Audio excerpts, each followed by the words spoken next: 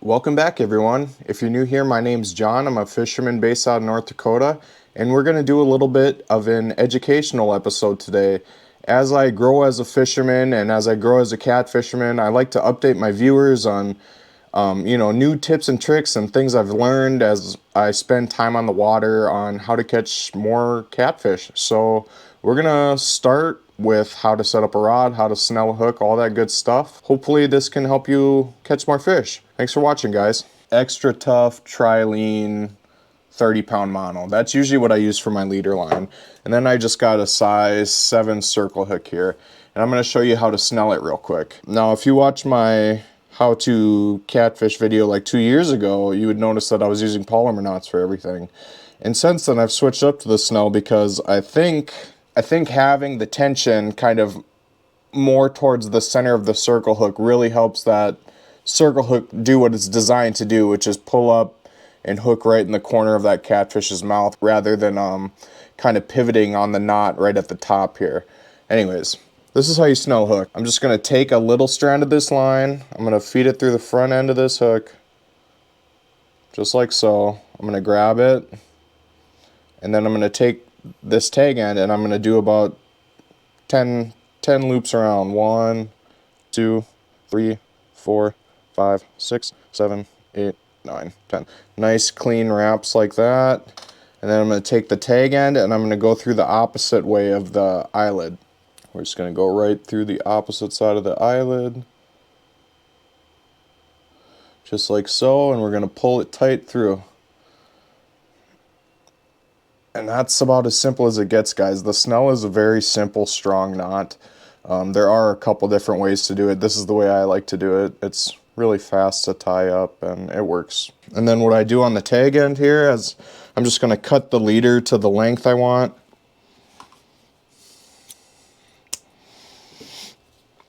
I usually like about maybe 10 inches of leader. And then I'm going to do what is called a surgeon's loop, I think, or a loop knot. And this is the part that I'm going to connect to my swivel. And it's just a little loop like this. And then you do a simple overhand knot. I like to do a double knot. Go through one, go through twice. Get your knot wet, cinch it down, and that's just what slides right over your swivel there. Alright guys, now to set up the rest of the rod is really easy here. I'm just using a 3-ounce flat sinker. Now the amount of weight you're going to have to use varies depending on how much current you're going to be fishing in.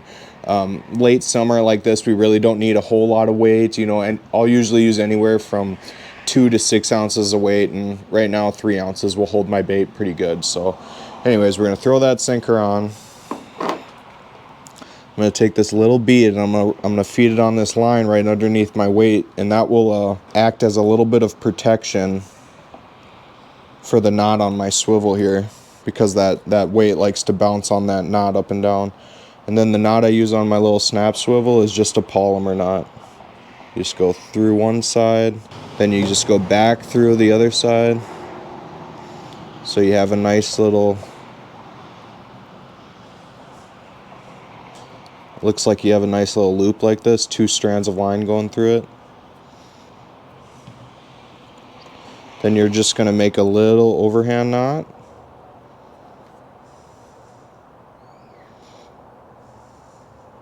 And then you're going to take that loop you made the knot with, and you're going to feed that swivel or whatever you're attaching on through that knot and cinch it down. I pretty much use the polymer knot for everything else other than circle hooks. It's a great, tough knot. Then I'm just going to take that little leader we made with our circle hook and the loop knot there, and I'm going to feed it right onto my swivel, close it up, and there you have a catfish setup that's caught me probably thousands of catfish right there. And the rod I have this all on, this is just a Shakespeare ugly stick 6'6" medium heavy action rod. Like I said, the channel cats we're catching are only like 20-some pounds at the biggest. These aren't 100-pound blues or anything, so I'm not using like extremely heavy gear. But this medium heavy action ugly stick has pulled in some pretty big fish for me. And this is a 3500 series Daiwa BG reel. And I got 40-pound mainline braid on there. And with the 40-pound mainline braid and the 30-pound leader here, if we get stuck in a stick or whatever, that kind of allows me to save my weight and my swivel here and just lose a circle hook. So you save a little bit of tackle if you get snagged up. Alrighty guys, next thing on the list is I'm gonna get the kayak loaded up and then we're gonna go hit the river. I'm gonna show you how to catch some bait, and hopefully we can find some spots that some catfish might be hanging out, and hopefully I can explain why there might be a catfish hanging out there, and hopefully it'll make some sense to you guys. But anyways, we're gonna get after it. Alrighty guys, we got the kayak all on the water here. We're on the Red River today, and we're gonna try to catch some bait right now. I just got a bobber and a jig on my medium action rod here, and I'm gonna throw some crawlers on that. The spot I'm fishing, it's kind of hard to tell. I don't know if you can tell, but there's some really heavy current moving past me in the front here, and it seams up right where my finger is. And then off to the right, you see all that white stuff. That's a bunch of cotton and bubbles and stuff. It's swirling around here. There's a nice slack water eddy area over here, and that's where you're going to find these goldeyes hanging out. That's what I'm going to be trying to catch for bait today, because a lot of minnows and, you know, bugs and stuff will go in that slack water, and those goldeyes will be feeding on them. And whatever you know, natural legal bait that you have in your area is what you should be using, whether that's shad or minnows or suckers, goldeyes, frogs, whatever that may be. A lot of people use bluegill and stuff like that. We can't use that type of stuff around here, but just look up whatever, you know, your DNR website and see whatever the legal baits you can use are, and just go for the natural bait selection. So there, I just got a crawler fed onto my jig there, and then I have a bobber about 12 inches above that. We're gonna toss that out there and see if we can't catch a goldeye. These goldeyes, they feed really high up in the water column, so you don't really want to fish the bottom for them. If you throw a jig on the bottom, you will catch a bunch of fish, but you might not catch goldeyes. So we're just gonna let that sit there in that slack stuff and see if there's any goldeyes hanging out. Right away, guys, we got one. That didn't take longer than a couple minutes. Not even a minute, actually. Knew that looked like a decent little goldeye spot. And this is what I'll be using for cut bait today. These are goldeyes. It's a part of the whitefish family, and they are just all over in the Red River river system. So I'm gonna fill up a bucket of water and put a few of these guys in there. Now you can catch these goldeyes the day before or a week before and throw them in the freezer too. That works as well. I just really like fresh bait. I think it works the best. Frozen bait does work, but nothing really beats fresh cut bait. There goes that rod. I think we got another one. Yep, there we go.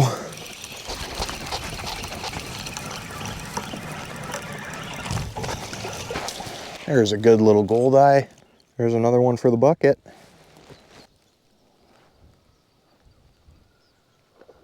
Holy crap.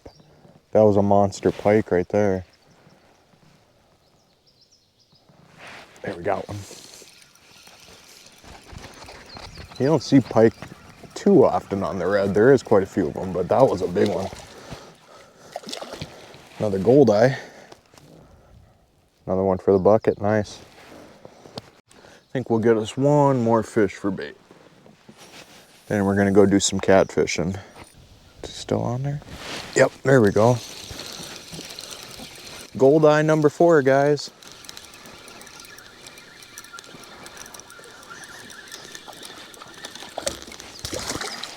Come here, buddy. Got ourselves 4 fresh goldeyes right away. Perfect. We're gonna go catfishing now. Alrighty guys, I made it to my first spot here. I'll kind of explain what we're fishing here, but first I'm just gonna kind of touch on just what water conditions I guess are advantageous to catfishing. Here on the Red River, this is a river that's extremely prone to flooding. When we rain, it rises fast and it drops fast. So when the water's constantly going up and down and fluctuating, the catfishing really isn't that great. So if we can find, 3 or 4 days of stable water where you see that graph kind of going like this, or just very slightly going up or down and not these big curves, those are the type of days you want to go out and do some catfishing. And I'm not saying don't go out catfishing when the water's rising super high or dropping super fast, but it's just not the best fishing, at least what I've experienced personally. So now I'll kind of explain the spot we're fishing. It doesn't really look like much. It just kind of looks like a straight river run. But after we get done fishing it, I'll go over it with my fish finder and you'll see exactly what I was fishing. And what it is it goes from about 9 feet to almost 18 feet here. Right by the bank, there's a really nice deep river hole and there's some really fast current going over the top of it. And that nice sharp change in depth and that good river current going over the top is a great place for a channel cat to kind of tuck right up next to where that change in depth is, and that current's going over the top of them and they're sitting in a little current break down there and they're just snatching food as it's coming by. Catfish are big lazy creatures, but they're very advantageous feeders and they're always looking for a nice easy meal. So a spot like this is a great spot to start for catfishing. All right, so what I did here is take one of those gold eyes, I cut it up into like about a 1-inch piece here, and I'm going to throw it out into that river hole and see if there's any catfish hanging out.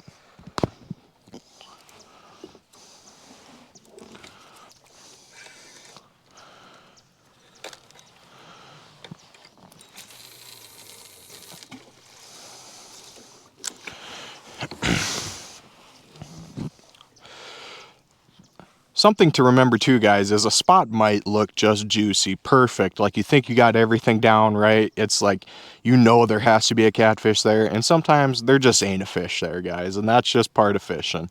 Oh, we got a bite, guys. See if he ends up taking it. I switched out that body section for a big old head chunk and kind of hoping for a monster to come snag it. See if we can catch a real donkey today.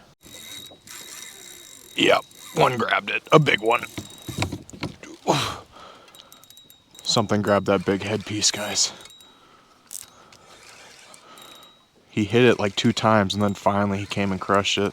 He was giving it a little taste test. He was hanging out in that nice deep little stretch of river there. It's gonna be a really good one, guys.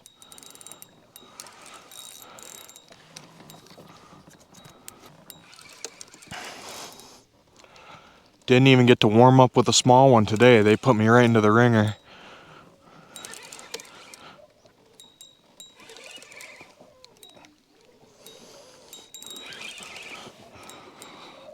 Oof. Yeah, this is right when they wake up. He knows he's by my kayak now. Oh, look at it dig, man. Look at that.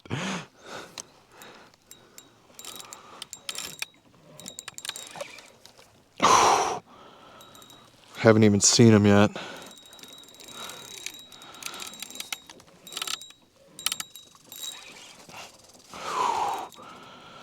Just gotta take my time with this one. This is gonna be a freaking donkey, I think.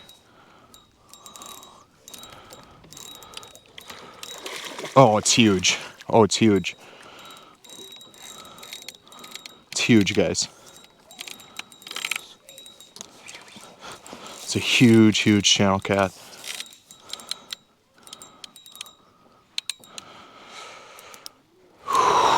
Alright, I think I can get him maybe. I don't want to snap off.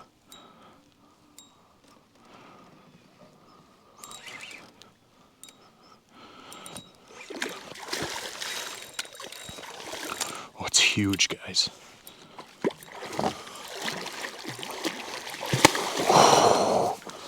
That's a monster. Oh my God, that's a big one. Get in that net.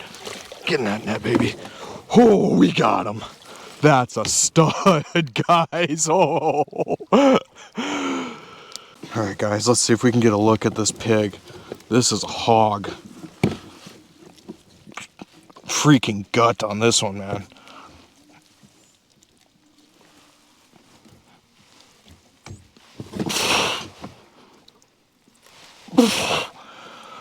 Check that out.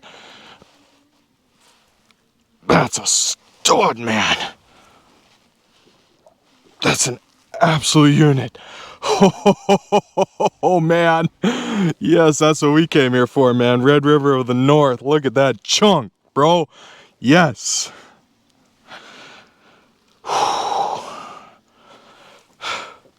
All right, I'm gonna get him back here. One last look. Man, that's a stud. What a fish. All right, guys, I'm gonna pull up my anchor here. We're gonna go paddle to a different spot, but I'm gonna kind of show you what the spot looked like that I was fishing on my fish finder. Hopefully you guys can tell. So just to give you a reference, this stretch of river runs like 9-10 feet deep average, and just right next to the bank here, it's already 11 feet deep. Let me get out to the spot I was fishing.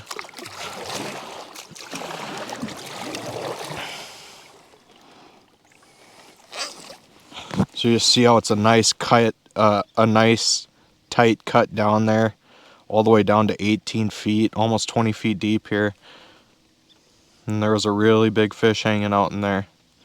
There's lots of different types of spots you can catch catfish at, guys. I know I've been fishing these river holes, and that's kind of the main spot to find some bigger catfish, is hanging out in these deeper holes in the river. But you can find them by bridges or big log jams, wood piles, beaver dams, things like that. Really anything that obstructs the movement of current and has a little current break there. They don't like being in slack water by any means, but they do like a little current break next to some heavy current. This right here is another example of a really nice goldeye area, guys, where you could find some bait hanging out. Just kind of this off current little swirly stuff over here by the side of the banks. I can almost get, yeah, right away. I see it got hit instantly. That's the type of areas you want to be looking for these goldeyes. There we go. There's a goldeye.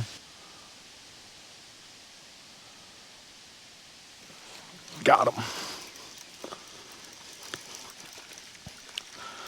I knew that spot looked a little fishy, Mr. Goldeye. Catch some bait for the freezer at home. There goes that rod. There's something picked up that goldeye, guys. Nice. Fish number 2 of the day. Hopefully this one doesn't fall off. I've had like 3 fish fall off. Doesn't feel like a bad one. It's definitely not the giant that last one was. You can tell just by the way he's shaking his head, but we'll take whatever we can get.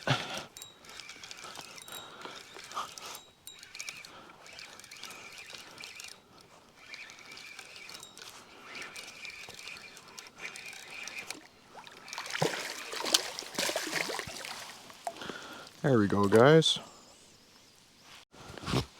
There's the second channel kitty of the day, guys. He was hanging out in this deep bend. I was just kind of working my way around here till I got a fish. But we're going to go try to find some bigger ones now. Alright, we're going to go around a river bend here, guys. Look what happens to the depth as we go around this river bend. Just keeps getting deeper and deeper. This is why people always talk about fishing river bends when it comes to catfishing. Then you start to see some things on the bottom, these little humps here. Those could be catfish, or they could just be sticks or something, but you never know unless you throw a bait at it.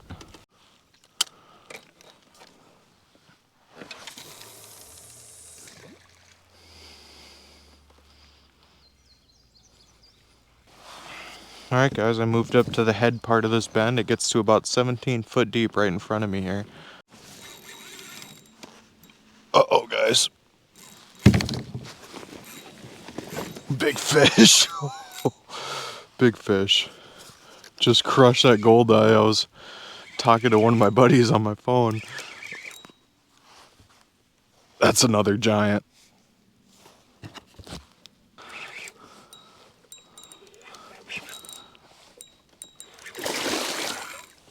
God, these fish are heavy in this current.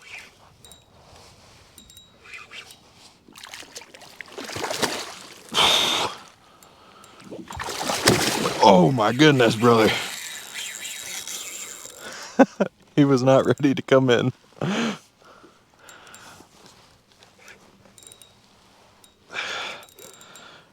Come on, big boy.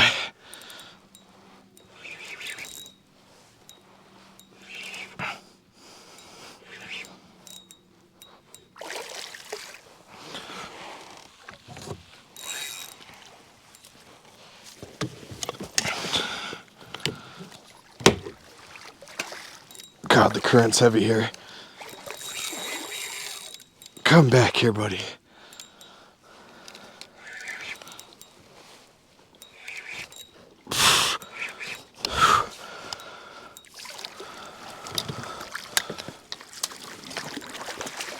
Got him. Woofda. Man, that was hard. Alrighty, guys, let's take a little peek at this one. This is another beauty.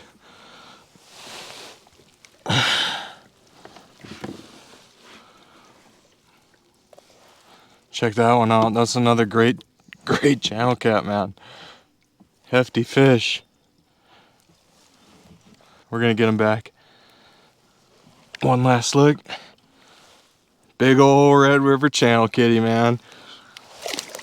See you, buddy.